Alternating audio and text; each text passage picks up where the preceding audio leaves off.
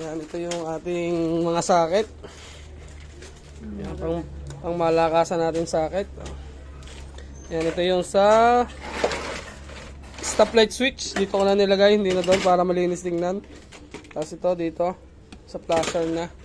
Yan, ganito siya karami mga kamikaniko. Yan, wala pang balot. Bukas bago natin yung tanggalin dyan sa kanyang chassis ay bubuhay muna natin aling sa unahan. Mama, may karanya ako nisa. Yan. Ito na lahat yung... So yan nga mga mekaniko, magandang araw ulit sa inyong lahat. At tayo ay ngayong araw nga pala ay magagawa tayo ng kanyang wiring. Yan. Ito yung mga nakabit natin kahapon mga mekaniko, yung kanyang makina. Yan. I-vlog na naman natin yun, yung mga nakabit natin kahapon, yung update ko sa inyo. So ngayon nga mga mekaniko, ngayong araw ay siguro ay malagyan natin ng kanyang harness o yung kanyang wiring, DIY ulit yung gagawin natin. Ganito yung mga ilalagay natin socket. Yan o, kaya yan. Ito na yung ating binubuo na Pantra concept na X4. Sana update ko na lang ulit kayo mamaya mga kamekaniko kung ano yung may kakabit nating wiring ngayong araw. Pero ito ay sa tansya ko ay medyo 2 araw din to mga kamekaniko. Pero update ko na lang kayo mga kamekaniko o bukas man o mamaya kung matatapos. Sana update na lang mga kamekaniko. So yun mga kamekaniko, update ulit din sa ating binubuo. Tara, hapon na naman at wala naman tayo kasi nung naikabait. Yun lang ang wiring. At yun nga ay hindi naman natapos at bukas pa natin ay tatapusin. Papakita ko muna sa inyo nung walang balot yung wiring na inilatag natin din sa X4 na binubuo natin na Pantra concept. Tara, wala tayong natapos ngayon at medyo matagal din talaga mag-wiring. Sabi ko nga sa inyo kanina, 2 araw to bagong matapos.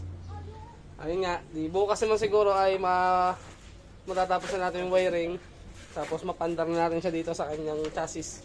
Kaya pakita ko sa inyo yung wiring na nilatag natin din sa X4 natin. Yan, unang-una dito sa likod, dito yung ating mga wiring dito. May mga markings na yan. Hindi na kayo malilito. Ito sa plaster, ito sa plaster. Yan, ito sa tail light. Yan, ito yung ating mga socket. Yan, pang malakasan natin socket. Yan, ito yung sa stoplight switch. Dito ko na nilagay, hindi na doon para malinis tingnan. Tapos ito dito sa flasher na. Yan, ganito siya karami mga kamekaniko. Yan, wala pang balot. Bukas bago natin yung tanggalin dyan sa kanyang chassis ay bubuhay muna natin aling sa unahan. Mama, may karanya ako nisa. Yan. Ito na lahat yung pumunta dito sa unahan. Yan. Lalagyan muna natin ng socket para dito. Itong dalawa meron na. Ito. Ito. Ito nga yun. Oh. Yan. Ito lalagyan din natin ng socket para yan. Bago natin tanggalin, pagka meron na lahat socket para naka-arrange yung kanyang wiring. Yan. Ganun yan mga kamekaniko. Sa mga gusto natin walang PM lang kayo kasi medyo matagal din gawin tapos yun, medyo mahal din. Sa mga nakapagtanong na, alam na nila kung gaano kamahal yung presyo nito. Hindi pang budget meal kasi nga yung wiring nito talagang pang matagalan na. Tapos itong mga socket na to, hindi lang siya basta naka-crimp.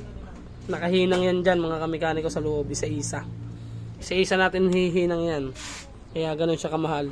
Tulad nga yan ngayon, isang araw, wala pa tayo natapos kundi yan. Siguro bukas tapos na yan. I-arrange lang natin bukas bago balutan natin ng ating pambalot. Ayan mga kamekaniko, di hanggang din na lang ulit at bukas magpa-vlog na lang ulit tayo tungkol din sa ating Pantra concept. Na, shoutout muna. Kain ka to lang. Ayan, shoutout. Ayan, di bukas na lang mga kamekaniko. Peace out.